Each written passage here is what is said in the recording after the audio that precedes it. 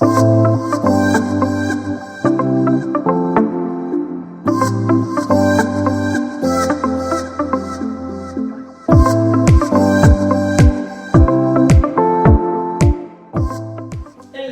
Jamaica.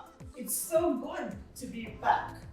May is Child's Month, and the protection and proper guidance of our nation's children is of paramount importance, and therefore we must do all we can to protect them. I am Joy Bennett, and you are watching Point to Point, where we bring the points to the fore. We are broadcasting to you from the boardroom of Dunn's Electrical, a family-friendly organization. Thank you for tuning in. In today's episode, we will be discussing the topic TicTok Tick, a walking time bomb. We will be discussing issues affecting our nation's children and the part parents and guardians play in protecting them.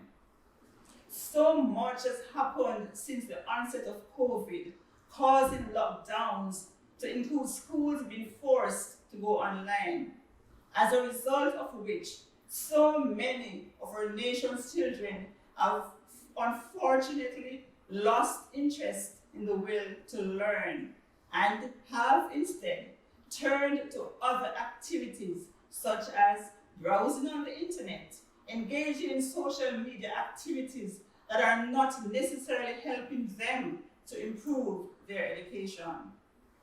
This is very unfortunate, as we understand that as parents and guardians, we sometimes do not have the time to fully give the proper supervision that is required. And so some of our children are left to fend for themselves. And we all can understand what that means.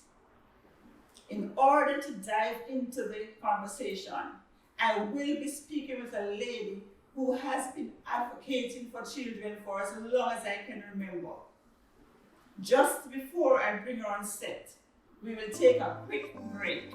Please don't go anywhere. Stick and stay. We'll be right back.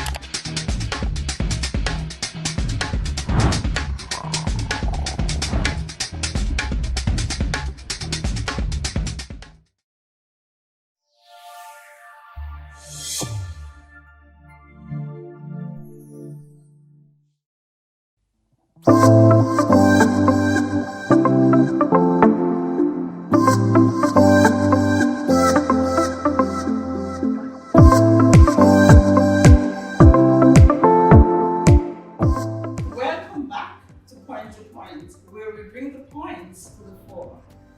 Thank you for staying in the course with us. Our guest is Miss Betty Ann Blaine, child advocate and founder of Hear the Children's Cry, a non-governmental organization right here in Jamaica. Welcome, Betty. Thank you. It's a pleasure to be here with you, and thank you so much for shining the spotlight on this very, very important issue, particularly in Child Month. Yes, I'm so happy that you were able to Yes. come. My pleasure. As you know, I am passionate about children and could not let Child Month pass without speaking about some of the issues pertaining to our children. 2 years ago, I did an interview with yourself, Mrs. Diane Gordon Harris, and Mrs. Gage Gray. We were talking about neglect, child abuse, missing children, what are some of the things that we can do to really try and eradicate this. But today we're talking about something a little different. Today we're talking about an issue that just recently made headlines because of what our children are doing. And so I invite you here today because we really want to educate Jamaicans on what is really happening out in that social media world. Betty, are we walking on a ticking time bomb? Tick, tock, tick. Tell us about your experience recently. We might be, but I'm very careful that it doesn't appear as if we're hopeless, or it doesn't appear as if we can't do anything, because we can. Even the very folks who design and control social media, these are human beings. These are people who design these programs and these platforms. So if you can design it, you can undesign it.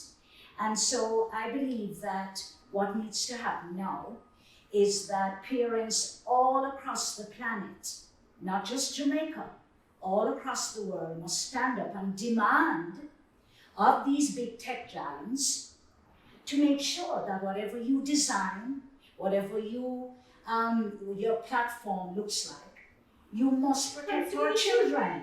Our children come first. So we have the power.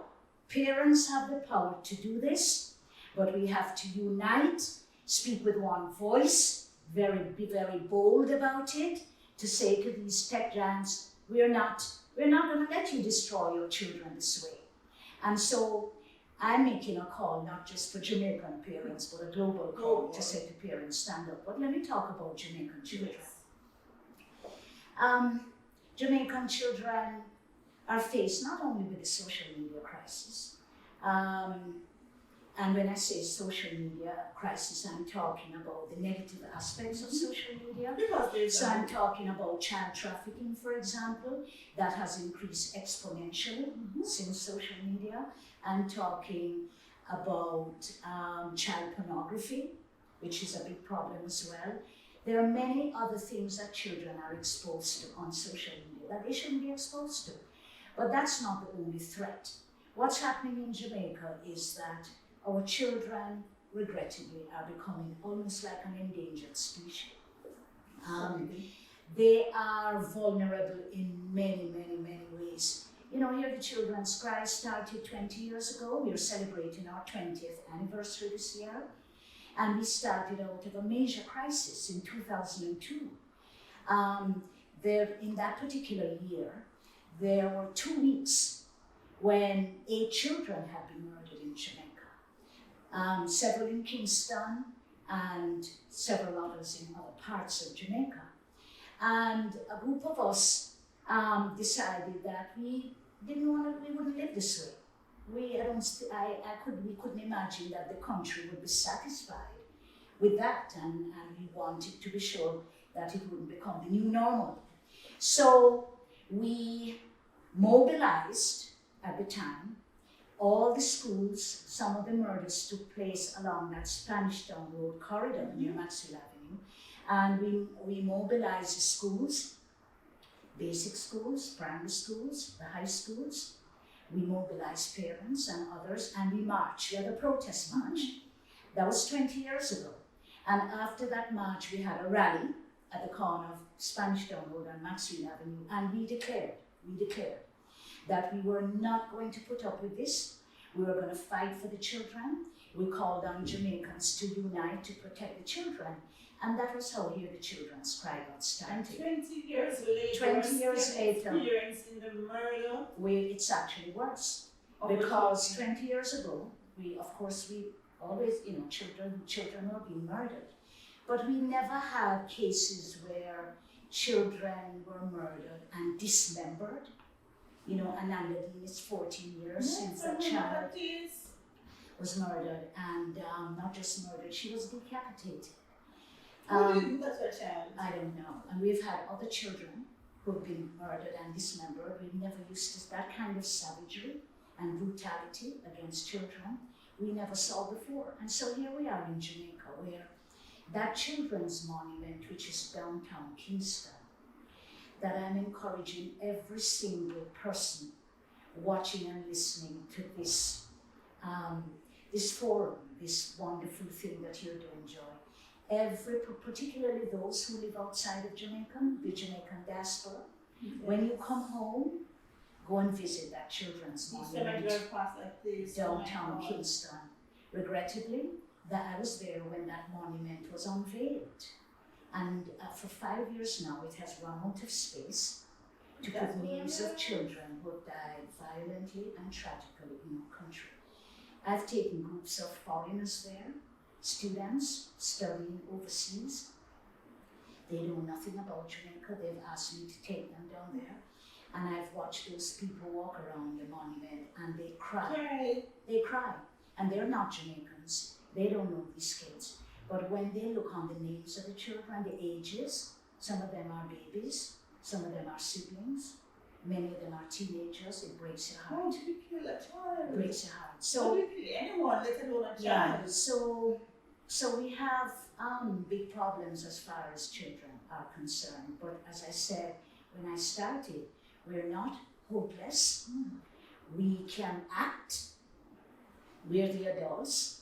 We have the power to act. We can get our government to move on certain things. We now, in this age, when we have access to everybody, they say we live in a global village. So you can get a message that goes out in an instant. I don't understand why we behave as if we're powerless. We're living in the information age. We're living in the digital age, where you just touch one button and something goes viral.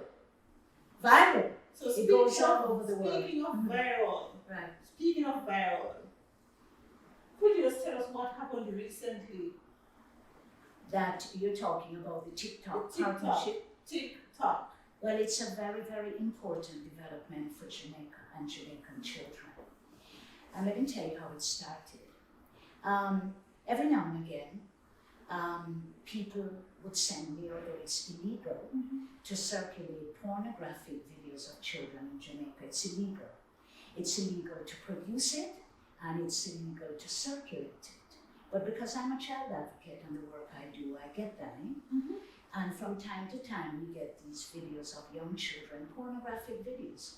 In January of this is it. In January of this year, I got a video, and I was heartbroken.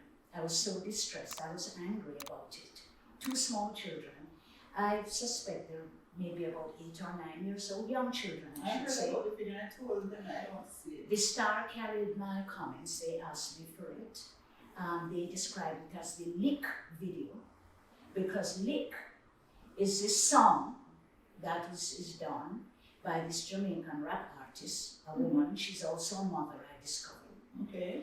And she produced that song overseas, but it became very popular. Okay. I hadn't heard of it before. I saw that video. And what was happening with this particular video was that the children were playing out the pornographic actions. Are you serious? I'm dead serious. When I saw the video, I was alarmed and distressed, and I noticed that it was a TikTok video.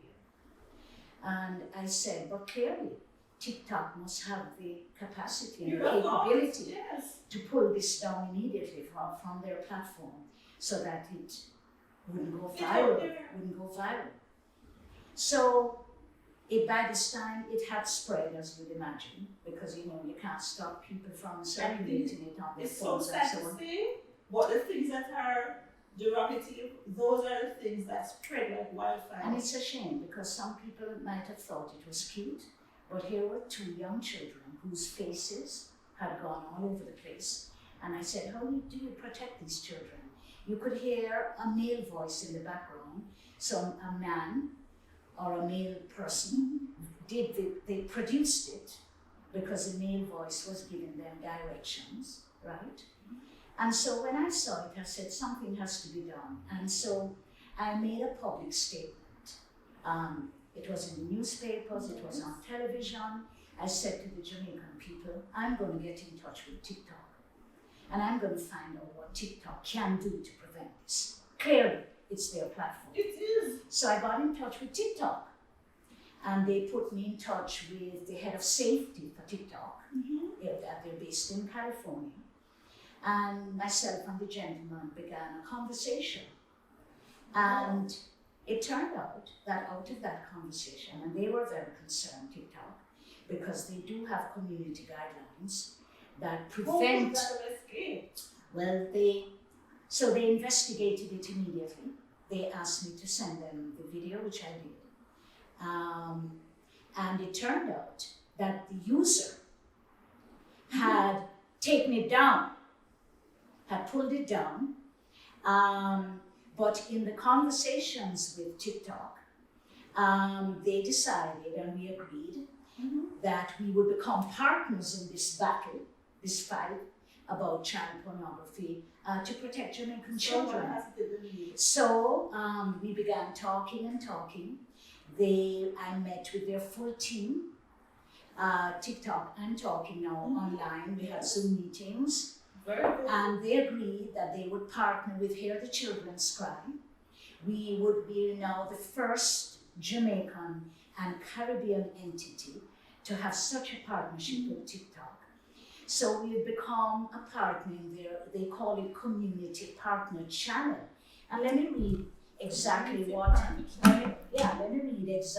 TikTok, this was their statement about Hear the Children's Cry being a partner in their Community Partner Channel. It says, TikTok will provide for Hear the Children's Cry, provide them with a direct email channel to our incident management team and a template for reporting content so the team can quickly and effectively review and action any content that violates our community guidelines. That's the agreement. Following that, they invited Hear the Children's Cry, our team, to do training. So we had a training session with the TikTok safety team, and they went through all of the things that TikTok does to protect children, right, on their platform. A part of that was that they do have a lot of parent control aspects of TikTok that's available to parents. So any parent watching this, I hope they're listening, can go on to TikTok and taking notes. They have a lot of stuff of how parents can control and monitor what happens to their children on TikTok. And so there's no reason why any parent cannot get that information, because they do have parental guidelines as well. And so two other important things have come out of that partnership. Number one, TikTok will continue to train Hear the Children's Cry and to keep us up to date with any developments as far as safety is concerned for children. So that's important. It's important that we have a direct link to TikTok, which we do now. We can pick up the phone and call them. We can send them the email through this channel. But here is the other important thing. As a consequence of us partnering with TikTok, it paved the way for the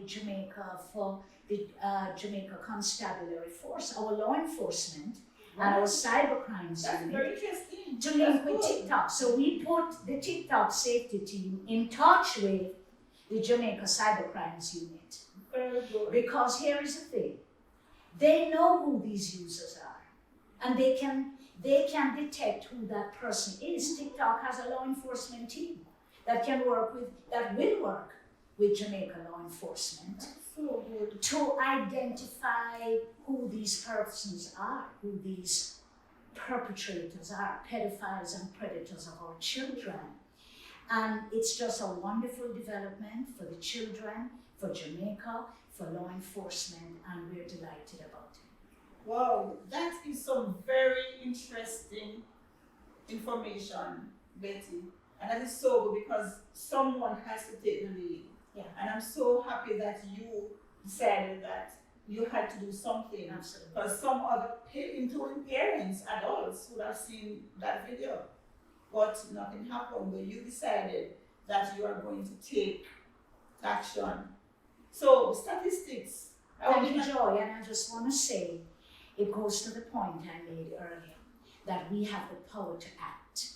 We do. And that's important for every parent and every family member and every Jamaican to hear. We have the power to act. We We're have not the power to powerless. Yeah. My listeners and viewers, I hope you're finding this information very interesting and make notes. I did some research and statistics are shown by worldmedia.com that TikTok is in over 150 countries with 1 billion users monthly, ages between 13 and 60. The report further states that TikTok is ranked number 4 behind Facebook, YouTube, and Instagram. The findings reported that the Sensor Tower has recorded that TikTok has been downloaded some 2.6 billion times. And guess what? It also states that 32.5% of the users are between the ages of 10 and 19. Those numbers are alarming. Based on this though, we can see that quite a number of our youngsters are using the app. Betty, how are we going to get them off? I know it's going to be difficult, but how can we ensure and get our parents and guardians involved in monitoring these children? Because they're on using the app. Right, and TikTok makes it very clear that it's only 13 and upwards, 13 years old, that can download their apps, right? Now that's very difficult for TikTok. We asked them when we started talking to them, how do you confirm the age and the ages of? They try. They say they have different things they use to determine whether the child is under 13, right? It's interesting to understand how. It's very. They know it's a challenge, but there are measures they use to ensure that, and they ask the age, and the child has to, the person has to put in all that information when they download the TikTok app. But that's a challenge, which means that the onus is on parents. The biggest onus is on parents and family members to monitor their children. Kids having these smartphones, is a problem, and having parents have to monitor. And parents have to monitor. That's where the control comes in, because, okay, these platforms can do so much, but it's challenging to confirm or to verify the ages of these children who download these apps. So that would be 16 and 13. Well, precisely. So that's a big challenge. So again, I just want to defer to parents.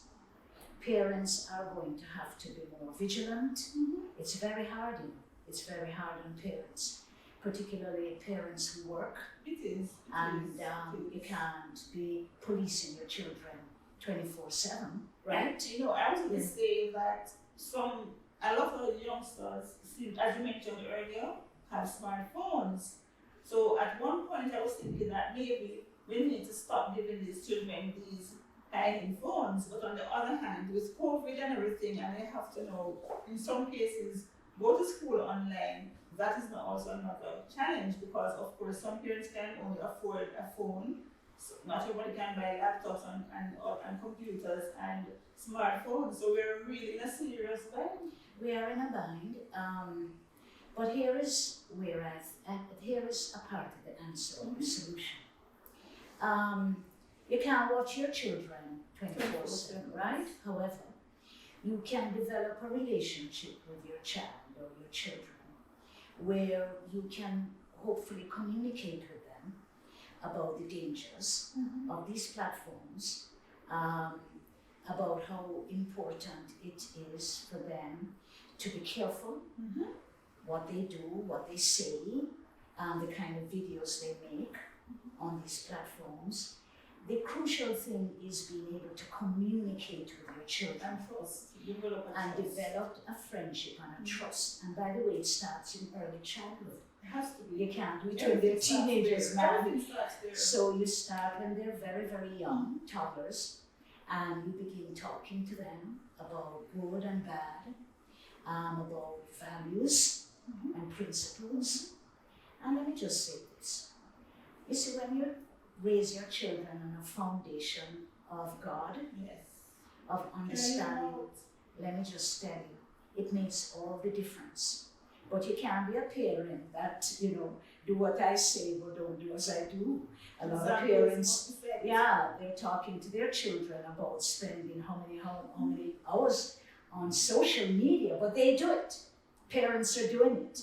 And so the children are watching them, and they're not getting good examples a lot of the time. So I want to say to parents, you have to be role models. But the power is with parents. Parents have the power to know when to buy a certain type of phone for their child, right? When to give their children smartphones, perhaps. I believe there's an appropriate age for that. And how to talk to their children and listen to their children. So the children, the feedback from the kids are important. When you have that kind of relationship with your child or your children, it makes a big difference. Big difference. Wow, it is so important that we as parents and guardians look after our children. As Betty said, just to maintain that kind, develop a relationship with your child. Because once you have trust and your child can speak to you, relate to you, then that is one step moving forward in trying to see how we can combat the issues that are out there affecting our children. But Betty, how does the Jamaican police come into the picture? The fact that you made contact with TikTok. Right. Well, I've been developing a relationship with the head of our cybercrimes unit as well, and I'm very pleased that they are serious about the problem of child pornography, and that they're happy that they now have this relationship with TikTok, so that if it is a TikTok video, and that's the other thing we discovered when we started talking to TikTok, that when I said to the head of safety, initially, first conversation, I said, this is a TikTok video. He said, well, we don't know that for sure. Oh, that's another interesting. I thought it was very interesting. I thought once it said TikTok, it was a TikTok video. You're right, because they have different. So he said we first have to see whether it's a genuine TikTok video. That particular video was in fact a genuine TikTok video. But he says there are times when people use TikTok. In other words, there's a way to do it that it appears as if it's TikTok, but it's not a genuine. Can you imagine? Yeah, but so the cybercrimes unit, they're very happy because with this relationship now with TikTok means that they can get the help. The biggest problem we have in Jamaica with identifying these people who are producing these videos with young children is you can't find them. Oh. You can't find them. It's very hard to detect who they, where they are, and so even when you may have a picture or whatever. So with the help of TikTok, and again, TikTok has a law enforcement team, they can help them to identify the perpetrators. And this is also a preventive thing now. Yes. Because people watching this and hearing this will say, you know what, I'm not going to do this because they can know who I am. They will know. Oh, that's what we want to get there, preventative measures. Interesting. Yeah. I'm so happy that you were able to do all of this and make the connections.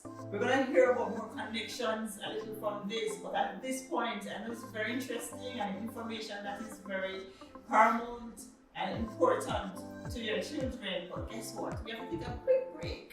We will be right back. Don't go anywhere. Or if you must, you please come back in 2 minutes.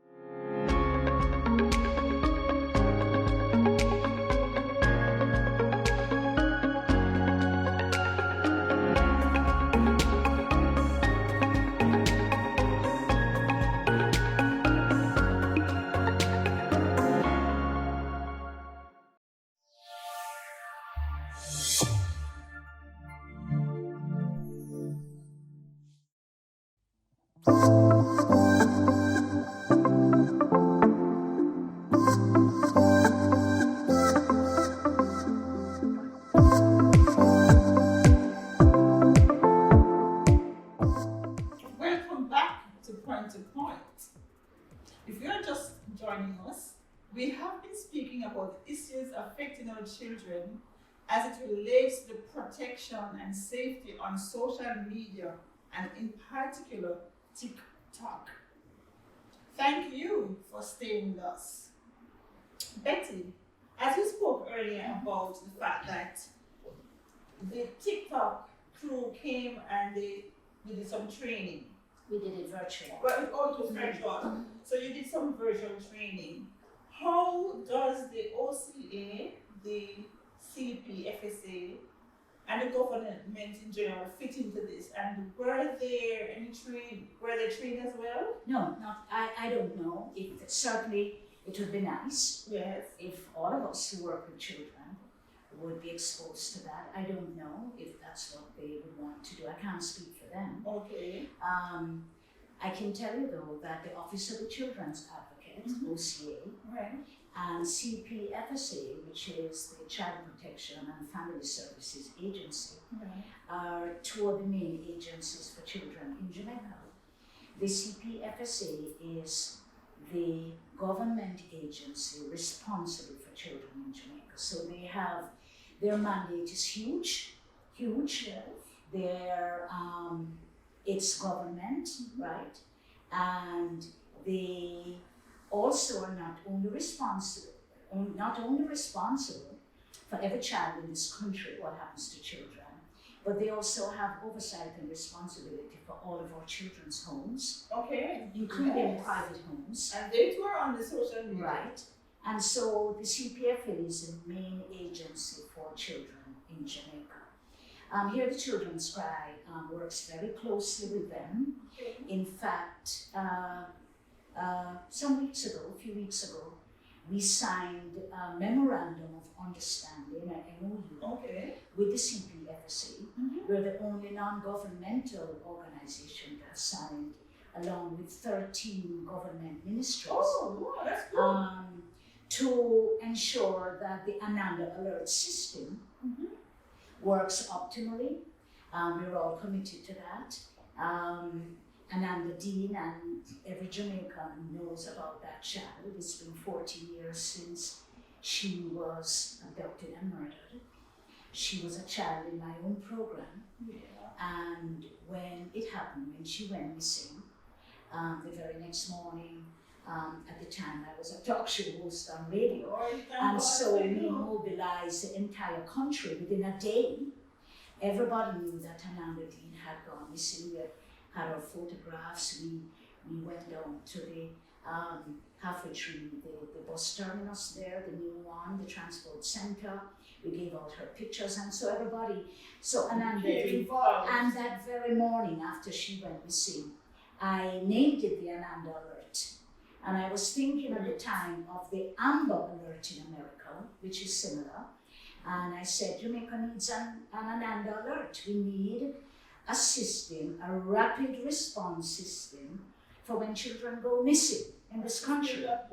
And so I named it, and we, the government at the time agreed with the name, and we worked with group of stakeholders, and the Ananda Alert Rapid Response System was introduced in Jamaica.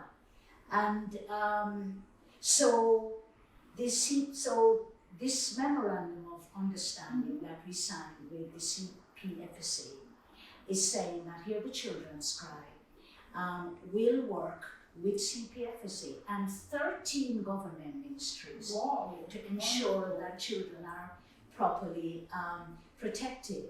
Here the Children's Cry is the only non-government organization that works on the problem of missing and abducted children. Right. And so that's a very important development that we signed this MOU, because what that means, for example, is when a child goes missing, returns home, and most of them actually do come back home. Okay. There are times when we have to ensure that they go back into school. Some schools are hesitant to take them back if they're missing for long periods of time, because the schools don't know where to place them when they come back. So we work to get them back into school. Oftentimes we have to do a lot more to support them. For example, a lot they would need to go on the PATH program. Okay. And we work to make sure that happens. They may need some kind of health care.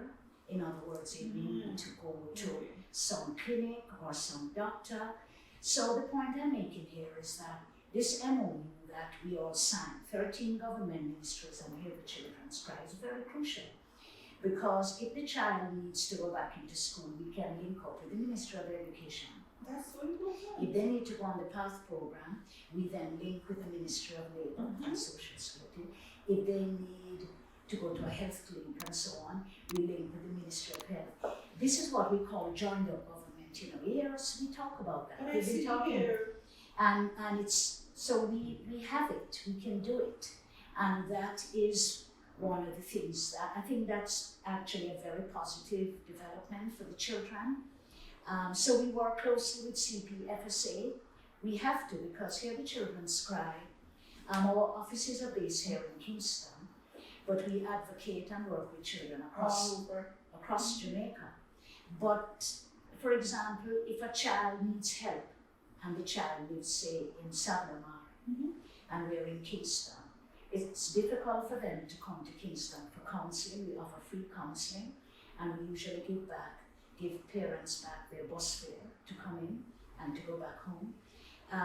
But that would be very far for them to travel. So what we do instead is we then link with CPFSA, and they will provide us with, so it's networking. But So we do a lot of, well. so we do a lot of networking to provide support for those children who live far away. The Office of the Children's Advocate is another important entity in Jamaica. You know, most countries don't have a children's advocate, don't have an Office of a Children's Advocate. We do. And that office also provides tremendous oversight and practical support, particularly when it comes to any legal matters affecting children.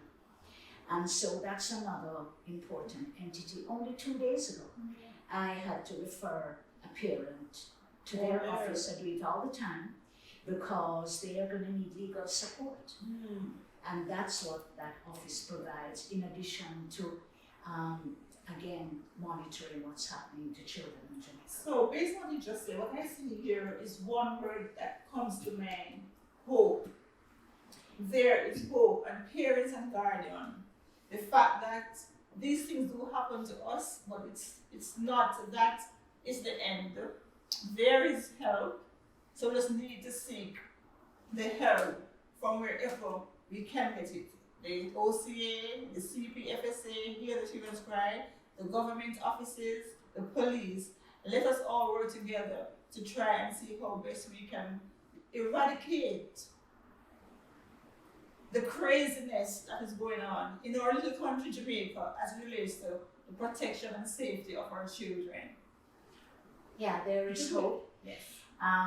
You can't work with children and not have hope. Yes. We're always hopeful. And I'm very, very hopeful that we will fix this problem of children in Jamaica. We can. We can if we begin to focus on family life, because the root of the problem is what's happening in families. Children live in families, most Jamaican children. We do have a very, very small percentage of children who live in children's homes. There was a state, that's not that many. We don't have that many children living on our streets, although we do have children. So they must live somewhere. They live in homes. They live in homes with families. And so if you fix family life, you fix children. If you fix family life, you fix crime. If you fix family life, you fix Jamaica. Everything starts there. Everything starts in the family, how children are born, how they're raised, what they're exposed to from young. And so that's why we're hopeful. Because I believe if we decide as a nation that we're going to focus on fixing family life, which can be fixed, by the way, can be done through public education. It can be done with monitoring closely what happens to children in every home, how we support them, how we call upon the nation, everybody as adults, to be mentors for children, to be the eyes and ears of our children, we can do Go this. back to So we're always hopeful. always open. So, question. We, as in Jamaica, right? We are a part of a region.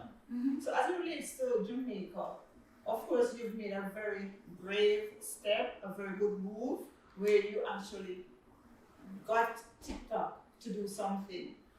How does the Caribbean, little countries in the Caribbean, how do they fit into all of this? Is there a collaboration with the Caribbean, or we're starting in Jamaica and then we see how best we can help those who we are probably a little better off, or? Well, be careful, because sometimes they're jealous of Jamaica. But we don't want to leave them out. We're not leaving them out at all. I have, over the years, we've developed relationships with other Caribbean countries. Hear the Children's Cry, some years ago, also became the first entity in Jamaica and the Caribbean to have become a member of the Global Missing Children's Network. Yeah, and so out of that, that network has expanded to other Caribbean countries.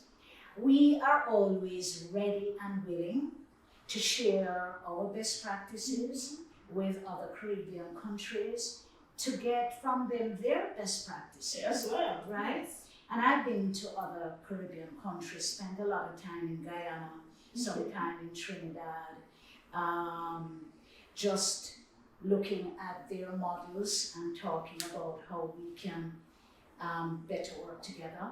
One of the things that we would like to see is at CARICOM, and CARICOM, well, we have to revive CARICOM, of course, but for there to be that kind of unity and partnership with CARICOM.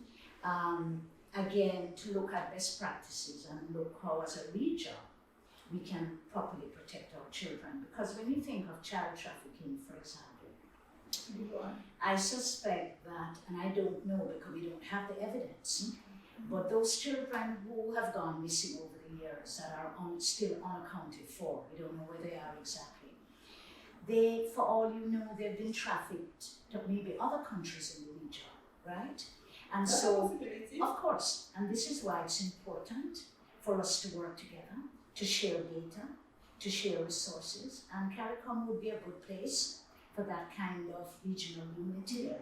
I know they do have a children's desk at CARICOM, and so to answer your question, Joy, we like to work with our Caribbean neighbors and our Caribbean partners. It's important because we're a small region. Yeah. But I don't know of any country that's not concerned about their children like we are. And so we have common interests, we have common goals, and that's one of the things we support, not just working with our local partners in Jamaica, but our Caribbean partners as well. Very interesting information here, very enlightening discussion. The fact that there is hope. We just need to stick together because that clock is TicTok ticking. However, it doesn't mean that clock, we can turn back the hands of that clock. Listeners and viewers, please don't go anywhere. Stick and stay. It's our final break. More to come as we continue the conversation and wrap up.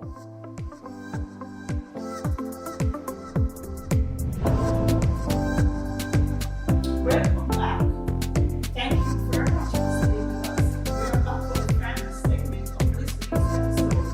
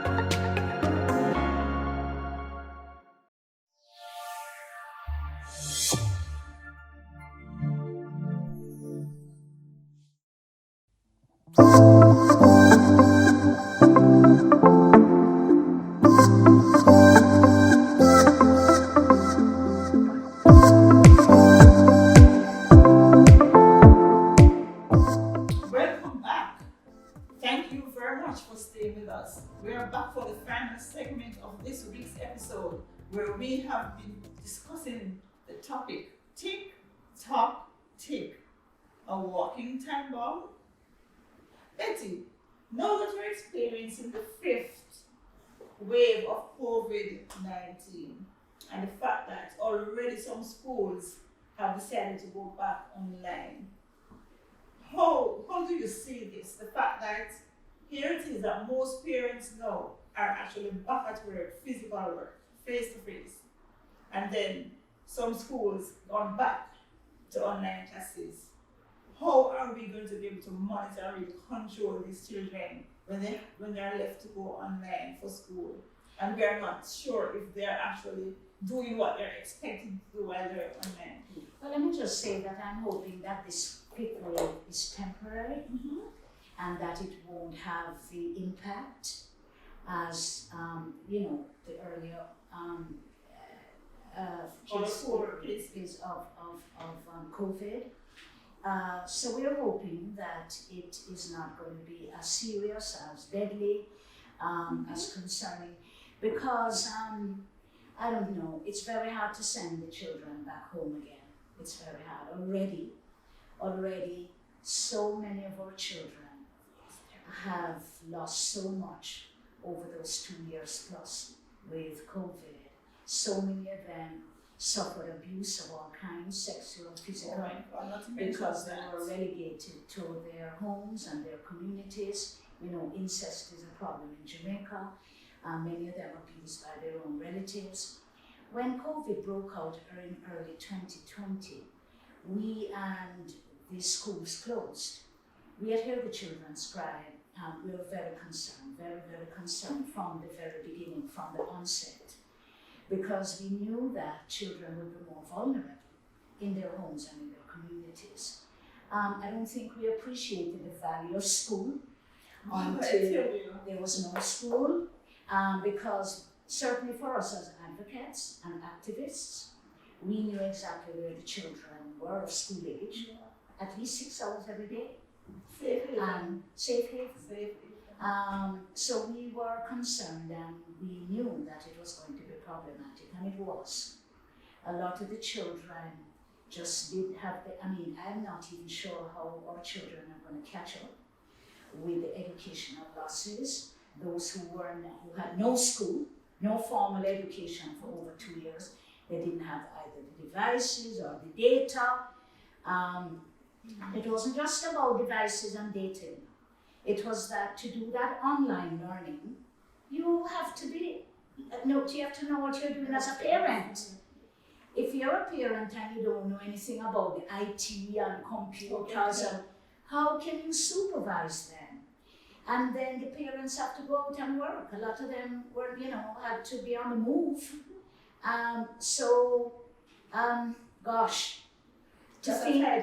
To think that they're going back, I don't know. It's a big, big, big problem. Already, they say, I think, 25% of our children dropped out of school.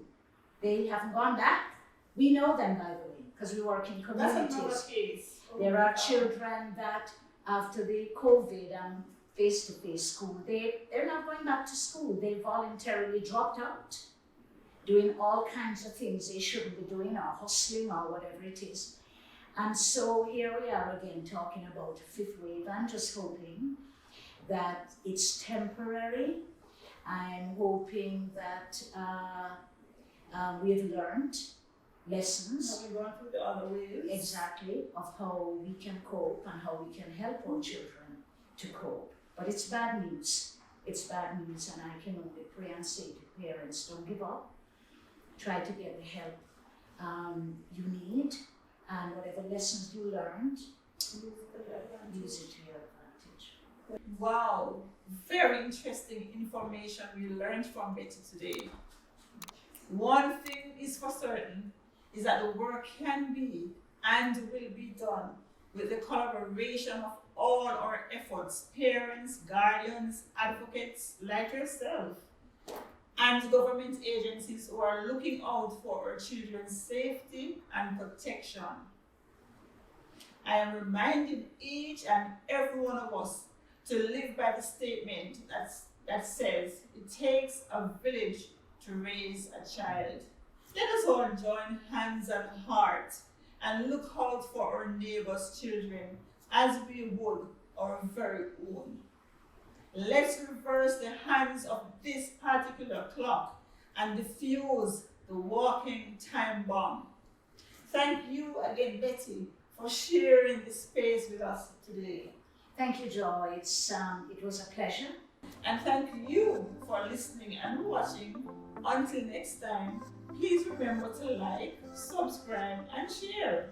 Don't forget to check out my website at joyfulgroupja.com for more information on this and other episodes, or Instagram at JOYZ_JA. Until next week, have a great afternoon, and guess what? We're checking out from the beautiful boardroom of Dunn's Electrical, a family-friendly organization located on Red Hills Road. Walk good.